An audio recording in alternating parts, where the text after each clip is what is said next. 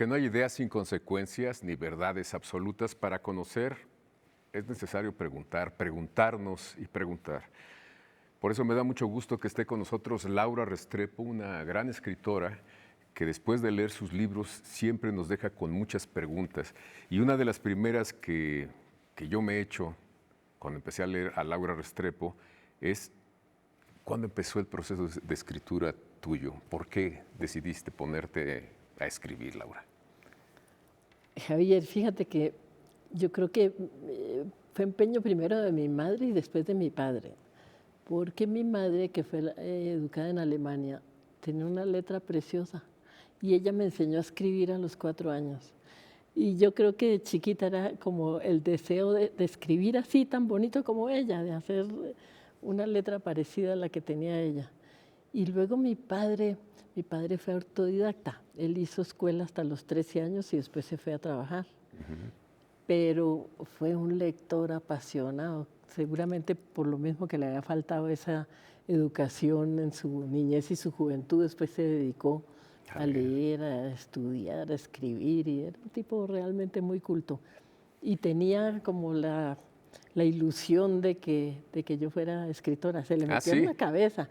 Sí, a los 12 años me regaló una máquina IBM eléctrica de escribir que me ocupaba la mitad del cuarto, donde ya tuve, y él me acompañaba después del colegio a las clases de mecanotaquigrafía. Se sentaba allá abajo mientras yo le daba ahí o sea, y yo traté muchos años de huir de ese destino. Hice muchas cosas, toda clase de cosas, aparte de que no fueran a escribir. Y empecé ya, digamos, a hacerlo de manera sistemática a partir de la muerte de mi padre.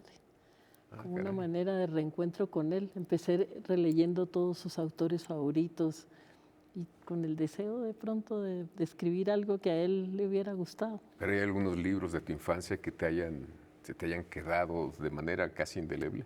Bueno, de la infancia, la Ilíada y la Odisea. Yo vengo de Colombia, un pueblo tan guerrero, entonces para nosotros está el asunto de la violencia, de la guerra, de cómo superarlo, de cómo entenderlo, de cómo interpretarlo. Y yo creo que por eso mismo de niña, Aquiles, Héctor, todos esos grandes personajes eran para mí una gran fascinación. ¿Sabes? Yo creo que entender que había gente buena de lado y lado, que había que entender a una parte y había que entender a la otra parte, que había que entender a Aquiles, pero había que entender a Héctor, que los dos tenían sus razones. Claro. No, es interesante, y además empezaste con libros que son base de todo, de cosas filosóficas, de cosas literarias, de formas de vida, de estilos y de enfrentarnos a situaciones reales, porque la literatura nos enseña también a ver la vida de otra manera o darnos cuenta que está ahí. Y te permite vivir otros mundos que no sean el tuyo. Eso yo creo que es la mayor fascinación.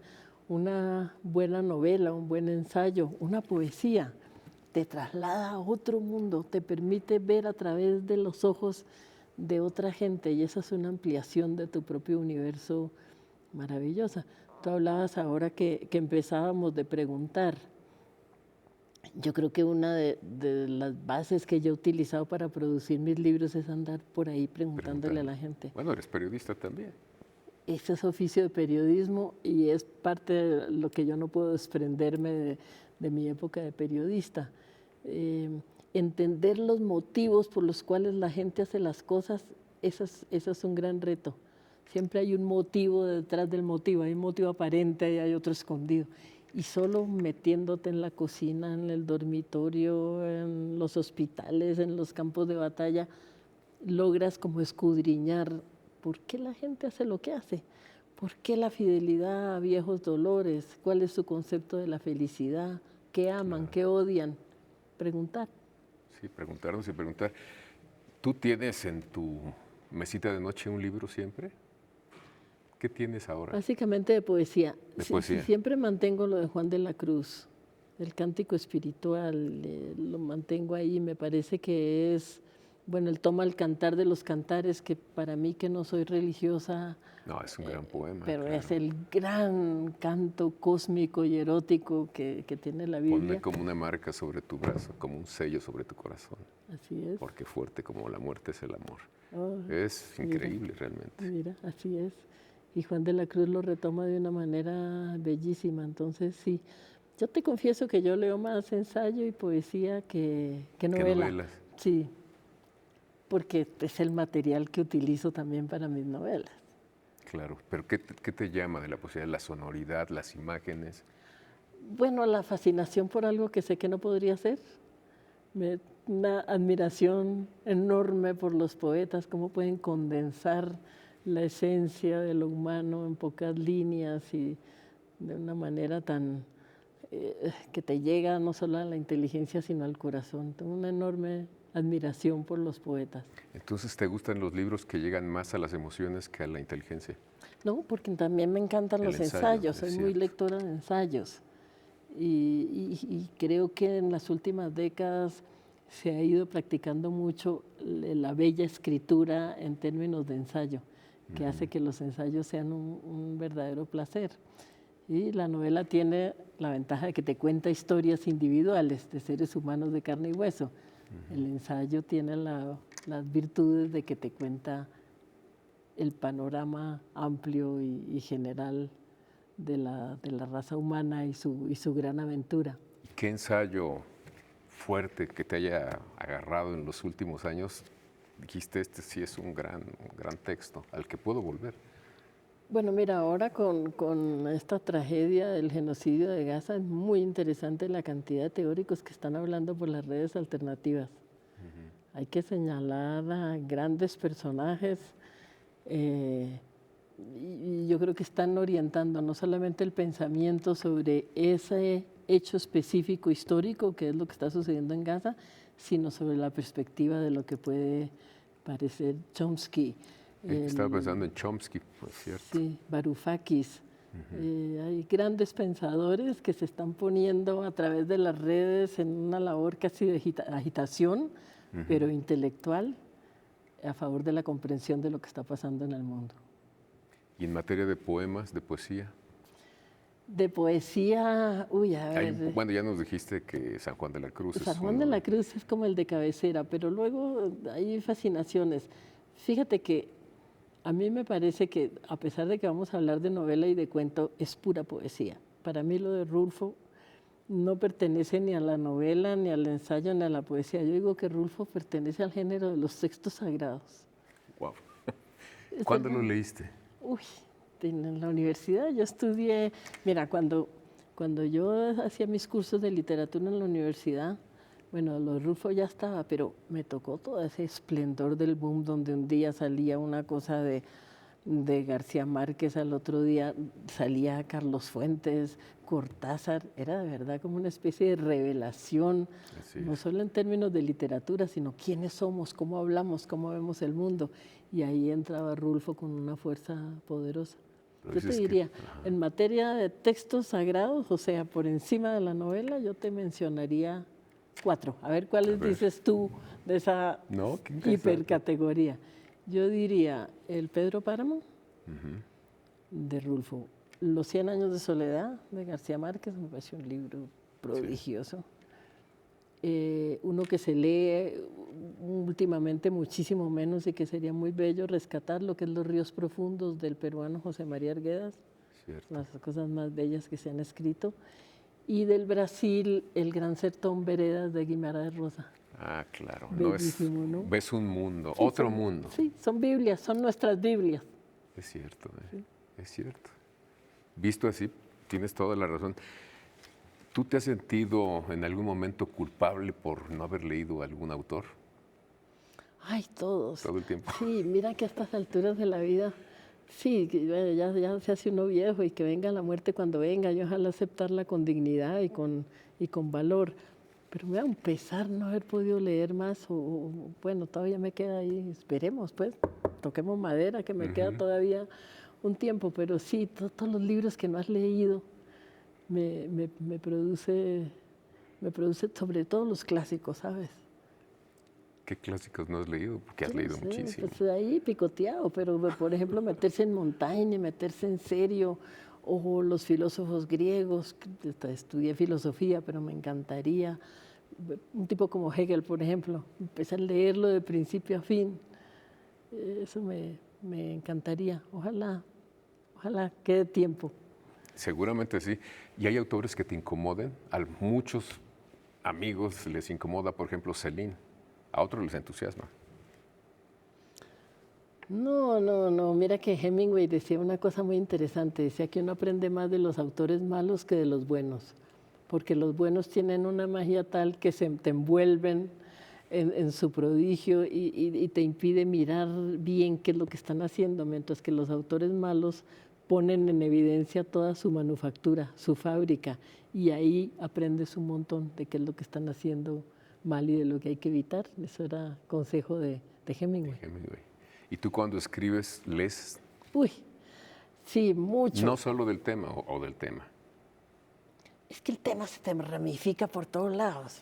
Una novela como esta, Canción de Antiguos Amantes, que parte del mito de la reina de Saba y su amor con el rey Salomón, pero empata con el territorio del antiguo reino de Saba y se mete con los dramas humanos de Yemen, de Somalia, de Etiopía.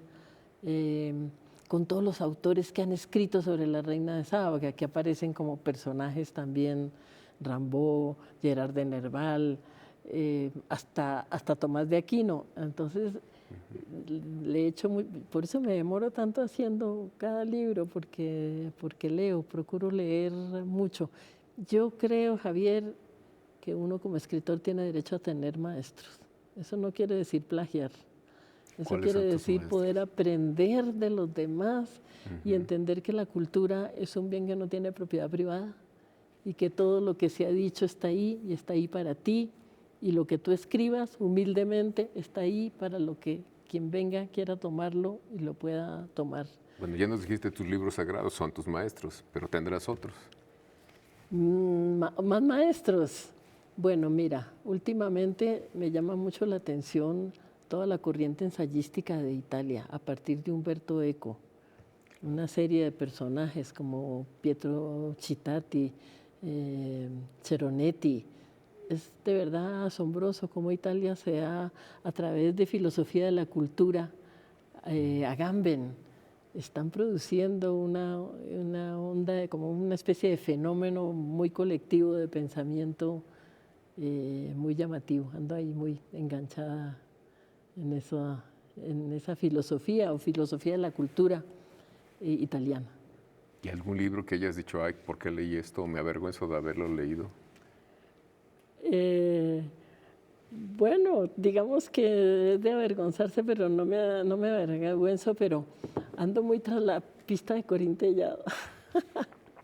Que algunos sí los jala porque tiene un montón de lectores No, todavía. pero es que además es divertidísima. Mira, ella, primero una mujer trabajadora, separada de su marido, ahí con su maquinita de escribir, hizo una fortuna para ella y sobre todo para sus editores. Claro. Leída masivamente con esas historias de amor que ella contaba, que además tenían besos y tenían abrazos y sugerían escenas de cama, cosas de las que no se hablaba en ese momento. Claro, es cierto. Entonces, a mí me parece que es una mujer a la que hay que rescatarle mucho. Yo sé que es anatema reivindicarla, pero vivo ahí como muy interesada en ella y otro fenómeno español muy bonito que se llama las novelitas de guapos, que eran contemporáneas de Corín ¿De Corín Tellado. Tellado? ¿Tú sabes de las novelitas de No. guapos? ¿No?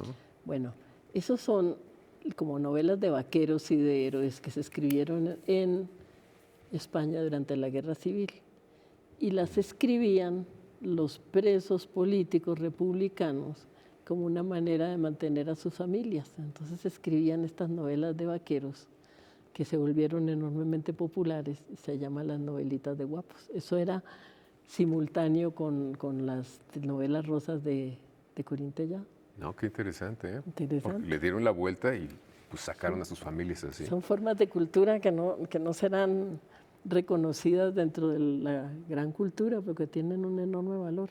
Y te digo otra cosa de la telenovela Dime, en la dime. que estoy convencida. Mira, yo creo que así como la literatura anglosajona eh, tiene una habilidad enorme para indagar en lo íntimo, lo privado, la intimidad. Los latinoamericanos somos malísimos para eso, es como si lo tuviéramos prohibido, como con aquello de que los trapos sucios se lavan en casa, entonces la intimidad no. Yo creo que en América Latina hay una gran tradición de contadores de historias, una tradición casi épica, pero aparte de los poetas, en la narrativa no hay una exploración profunda de la intimidad, salvo, y yo creo que por eso el gran éxito que tiene, es la telenovela. La telenovela ha sido el sitio donde se ventilan los secretos de familia, los secretos de cama, los secretos en donde Y las pequeñas tragedias cotidianas, las pequeñas que tragedias los grandes cotidianas. escritores les parecen demasiado chiquitas, Sí, ¿no? sí, sí, sí, que le pasan por alto. Entonces yo creo que es un género que hay que estudiarlo con cuidado.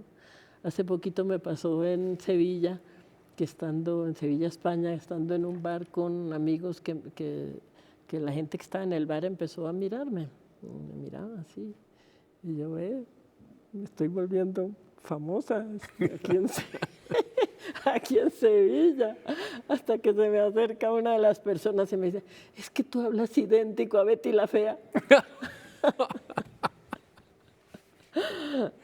Sí, entonces oye, claro. No, pues ya, yo muy honrada. Sí.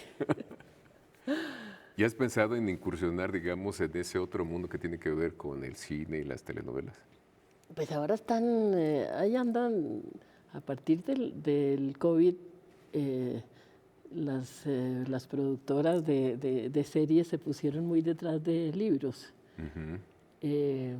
que yo creo que tienen una ventaja, porque los malos guiones son un inicio, los sacados de la manga son un mal inicio para una serie. Muchas veces un libro tiene más trabajo en la elaboración de un argumento. Entonces, pues ahí mi agente ha logrado venderlos casi todos. Vamos a ver, falta que salga el producto No, pero está bien, hay final. interés. Finalmente tienes muy buenas historias, la verdad, Sí, sí, que sí. dan para series, en Vamos efecto. a ver. Bueno, ¿y tú qué preguntas tanto? ¿Cuáles son tus textos sagrados?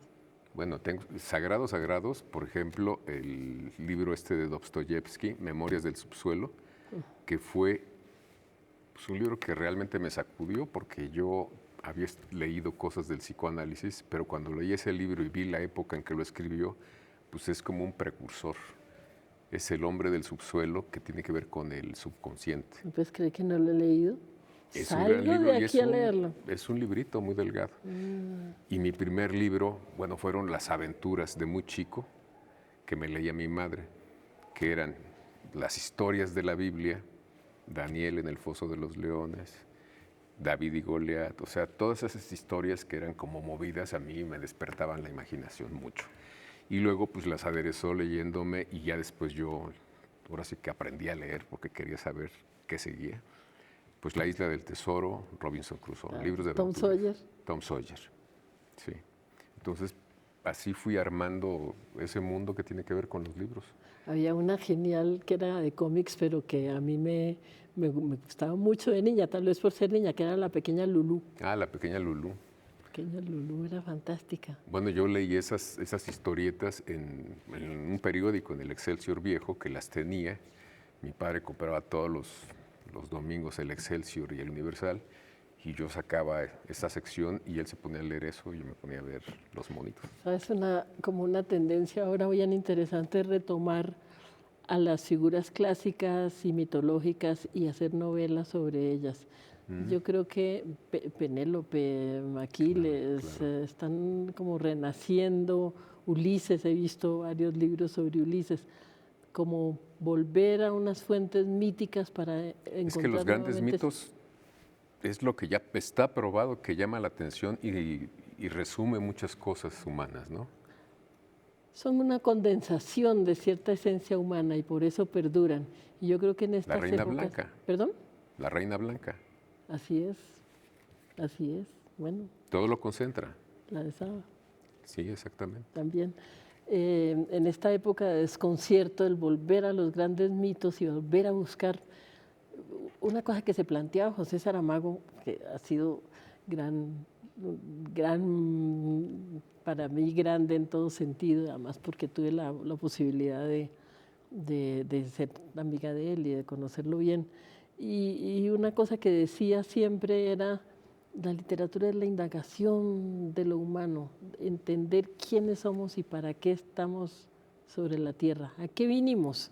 Esa es como la gran indagación y los mitos siempre son una respuesta florida o trágica, pero siempre reveladora de lo que es, de lo que somos como seres humanos. ¿Sabes que en la ficha del pequeño Larousse de Saramago no existe su libro más emblemático? ¿El de Jesucristo, el Evangelio según Jesucristo? No está. Mencionan los otros y ese no. No sé si en las últimas ediciones de ese diccionario ya aparece, pero a mí me sorprendió. Yo tengo 2 ediciones de años distintos y no. Mira qué curioso. Y yo también creo que ese también es otro texto sagrado. Es retomar todo el mito de Jesucristo por un comunista y un ateo y sacarle a la luz. La verdad que a mí me hizo... Yo le decía a Saramago, yo soy cristiana por culpa suya. No, pues era feliz que tú le dijeras eso. Imagínate, pues eres muy buena lectora de él, claro. Siempre fui. ¿Y tú tienes la impresión de que en materia literaria las mujeres son las que están contándonos historias que son muy poderosas?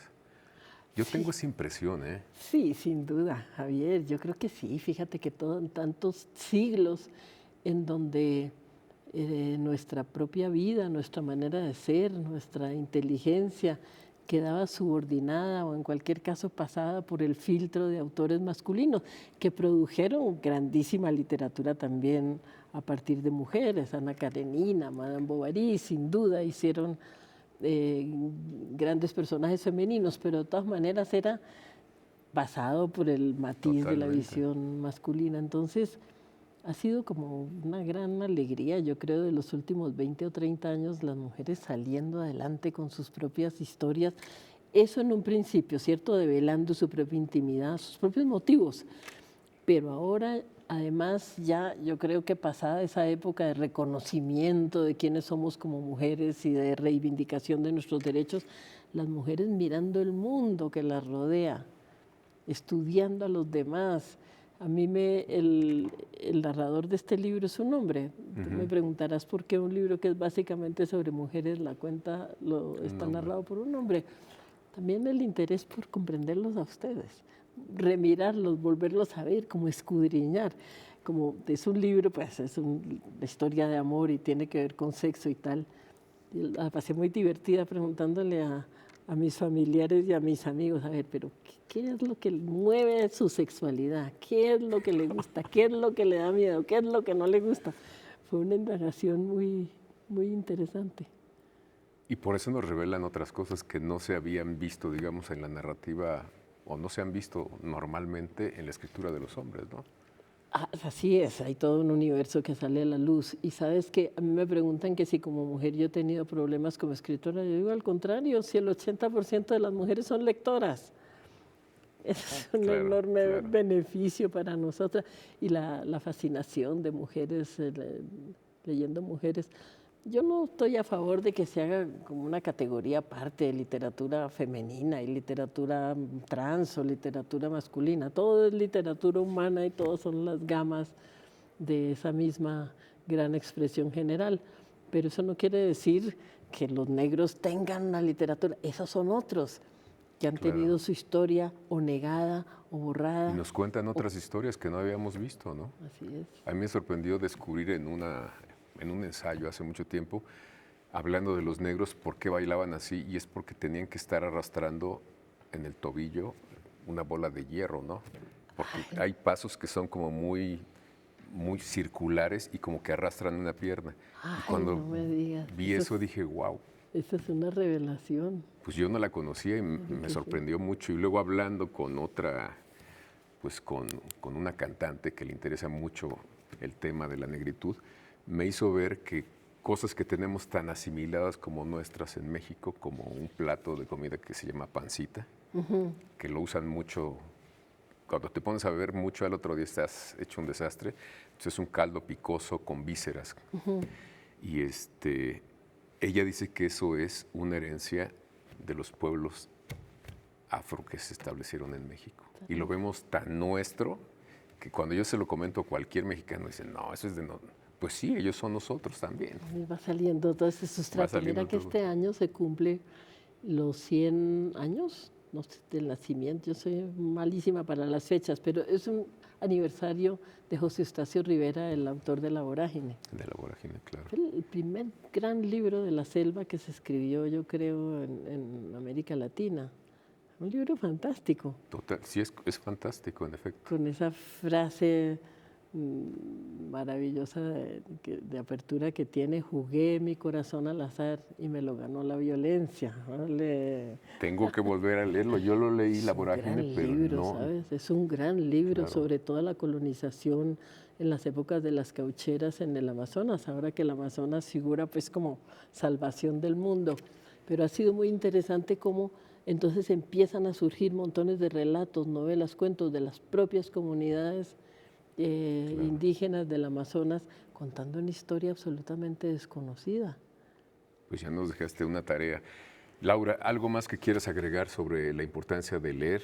Tú, cuéntame, dime, yo salgo de aquí, me voy a leer el de Dostoyevsky que no me he leído, aunque una pregunta Y yo para cerrar. la Vorágine, que tengo que volver a leer. También, ¿prefieres Dostoyevsky o Tolstoy?